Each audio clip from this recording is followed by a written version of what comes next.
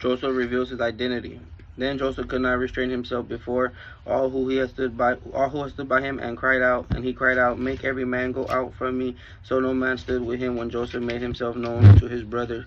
He wept so loud that the Egyptians and the house of the Pharaoh heard about it. Joseph said to his brothers, "I am Joseph. Is my father still alive?" But his brother could not answer him, for they were dismayed in his presence. Joseph said to his brothers, "Please come near me." And they came near. Then he said, "I am your brother Joseph, to whom you sold into Egypt. Now do not be upset or angry with yourself because you sold me here for good.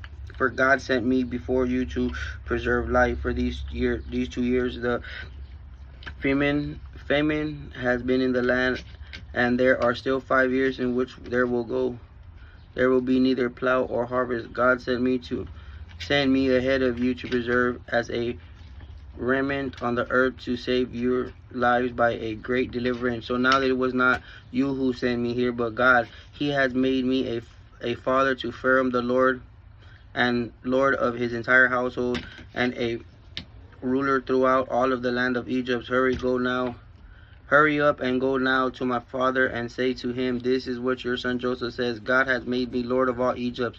Come down to me, do not delay, and you will dwell in the land of Goshen, and you will be near me, and you and your children and your children's children, along with your flocks and your herds, and all that you have, I will provide for you for there are you still 5 years of famine to come, lest you and your household and all that you have to come to poverty. Your eyes and the eyes of my brother Benjamin see that it is my mouth that is speaking to you. You must tell my father all of my glory in Egypt, and all that you have seen, and you must hurry and bring my father down here."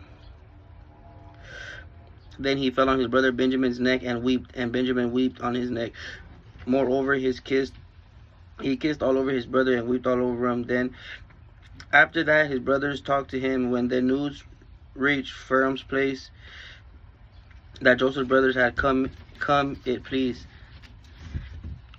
Pharaoh and his servants. Pharaoh said to Joseph, "Say to your brothers, do this, load your animals, and go to the land of Canaan. Get your father and your household, and come to me, and I will give you the best of the land of Egypt, and you shall eat the fat of the land.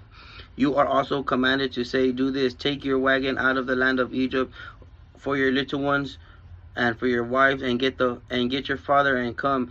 Also do not concern yourself with the goods, for the best of all land of Egypt and yourself." For the son of Israel did so, and Joseph gave them wagons according to the commandment of Pharaoh, and gave them provision for the journey to teach them. He gave a change of clothes, but he gave Benjamin 300 shekels of silver and 5 changes of clothes to his father. To his father he sent the following: 10 donkeys loaded with the best of the Egyptians, and 10 female donkeys loaded with grain and braved provision for his father. The journey he sent to his brothers away for his departed. He said to them, "Do not quarrel on the way." They went up out of Egypt and came to the land of Canaan to Jacob their father. They told him, "Joseph is still alive, and he is the governor over all of the land of Egypt." And Jacob's heart stood still because he could not believe them. They told him all of the words of Joseph which he had said to them. And when he saw the wagons that Joseph had sent to him to carry, the spirits of their father Jacob received. Then Israel said, "Enough, Joseph my son is still alive. I will go and see him before I die."